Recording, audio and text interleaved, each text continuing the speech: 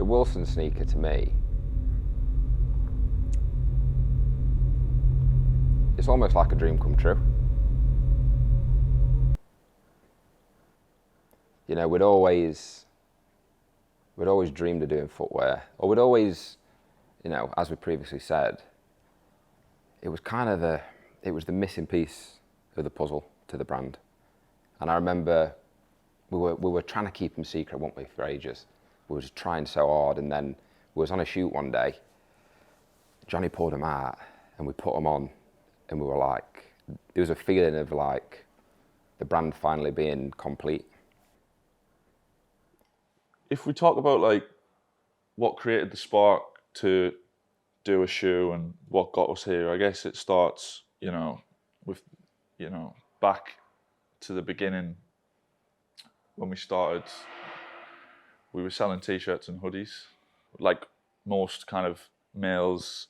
We shopped around footwear, or styled around footwear. So it was, you know, I remember, for example, when those Nike Sakai's kind of dropped back, you know, a few years ago. I remember that, you know, that was kind of, and styling kind of the track pants around that, and like shooting it, and you start kind of almost designing pants and stuff around that kind of silhouette and look, right? Yeah, I mean, that's exactly what we did. Yeah. It was always designed around a big chunky shoe. Yeah. Every single one. That's where it starts. You get ready on the morning, it's like, you know, you build your outfit from there. Yeah. Designing our own shoe was never like, we didn't think it was even possible for us to bring something to market that was cool enough. I was always pretty scared of footwear, to be honest. Like, it scared the hell out of me. Like, you speak about other brands, there's a lot of other brands launched a shoe, didn't work. And because we'd always bought luxury, the expectation was luxury. Was we'd get these shoes in our hand, and it was like that was the level that we wanted to be at. Well, if you think back, the idea for the shoe came before we even wanted to do a shoe. Like, we didn't speak and go, right, tomorrow let's let's do a shoe. This is what I think it's going to look like. You were just like, look, I've seen this. I love it. If we do a shoe, this is what I think it should look like. Yeah. Yeah, I mean, sportswear has always informed the design of our brand, you know, and I think a classic silhouette is something that we both agreed on, that like all of our favorite shoes that we buy from luxury, they're all based on a familiar silhouette. Yeah. Every single one of them. All of them. And yeah, it was only right that's where we started with ours, because that's what we'd always worn. Sportswear is a bit more timeless than fashion. Yeah, because naturally it's not trying to be part of a trend. Yeah. It's not here today, gone tomorrow. You know, we needed to be able to pick up the sneaker in 5-10 years time and still be able to wear it. Yeah. Basically. Yeah, we don't want to be like, you know, next year Wilson, what's the next Wilson? Yeah. It's like, no, the Wilson's the Wilson. Yeah. It'll be the first, and it'll be the most, you know, the long lasting. I want it to be here for, and I believe it can be here for as long as, you know, the brand is here in its current format.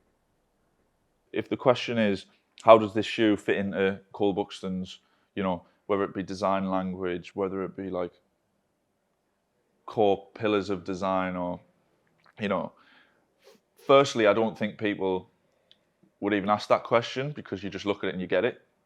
Yeah. But to answer that question is to look at like me and Cole as individuals and our taste and how that blends.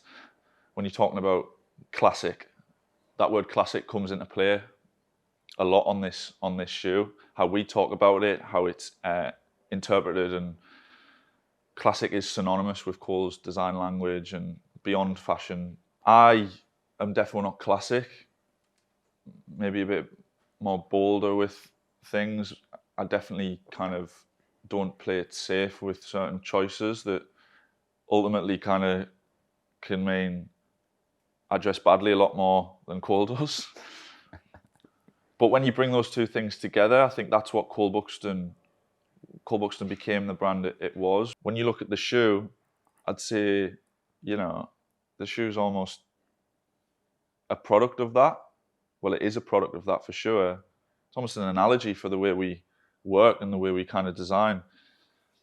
When you look at this individual one, I can tell that that's a Cole Buxton Wilson sneaker from a mile away because of the midsole, because of the laces. So that's a really important, just, I guess, understanding of how and why we design the way we do, and this is the result of that. It was so important for us to not put any branding on. We fought with everyone for like 12 months. And we even tried it, didn't we? Yeah. You know, you have a moment where you're listening to everyone. Everyone's like, "No, it's got to have branding on. It's got to have branding on." And we tried, and it just didn't work. It wasn't right for this shoe.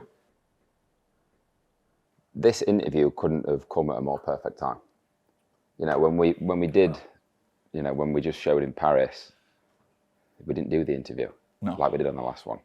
So we didn't speak about the next chapter, where we're heading, and like, you know, seeing the buyers react to where we are now compared to where they thought we were, from just based on what they'd seen and what they bought previously. Like, it was unbelievable to see in person and to hear what they had to say. It was just kind of, it was one of the biggest wins I've had personally, because It's got to be. Yeah, because we were like, the intent was always, well, to try and, you know, become a proper, respected, true menswear brand. And like, I think the last collection that we just showed could not be a more perfect example of that. And now, because we've spoke about it, people will get to see now. Obviously, no one's got a clue what's coming out yet.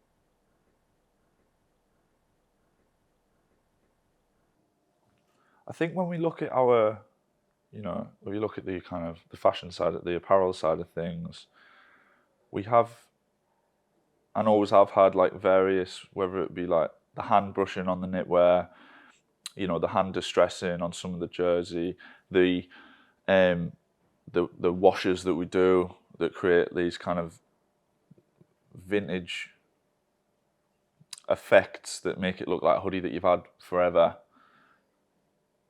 I think that's just always existed on the apparel side of things, so naturally it had to exist on the shoe. Yeah, I think, you know, definitely before I met you, I've always been very romantic with like the idea of handcraft, artisanal, made in this country, made in that country. I don't know why, I've always loved it, and I used to buy brands based on how the garments were made and where they were made and who made them, rather than how it looked.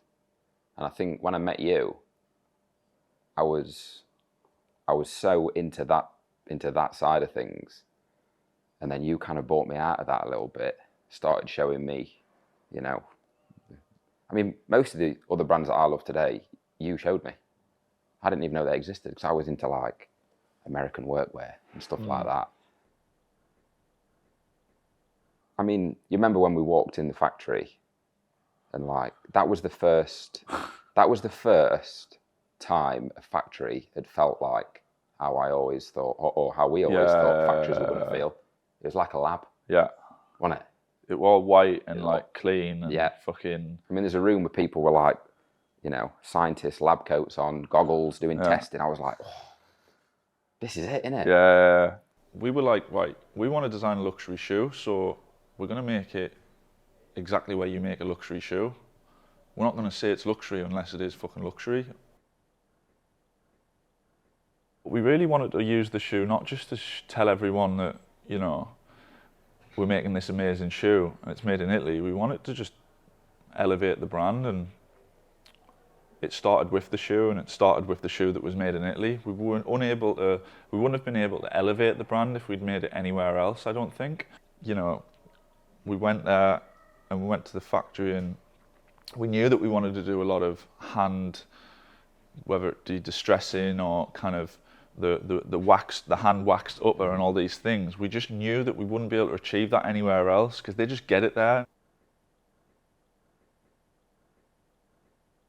You know, I think respect has always meant a hell of a lot to both of us. You know, we've always wanted the respect of, well, for me, the menswear industry. I've always wanted that respect. And I remember walking in that factory, seeing the brands that they make for, and then just feeling, or just thinking like, I really hope they like us. Looking back to 2020, when we were like, I mean, we're a little brand now. We're a fucking little tiny fucking brand back then.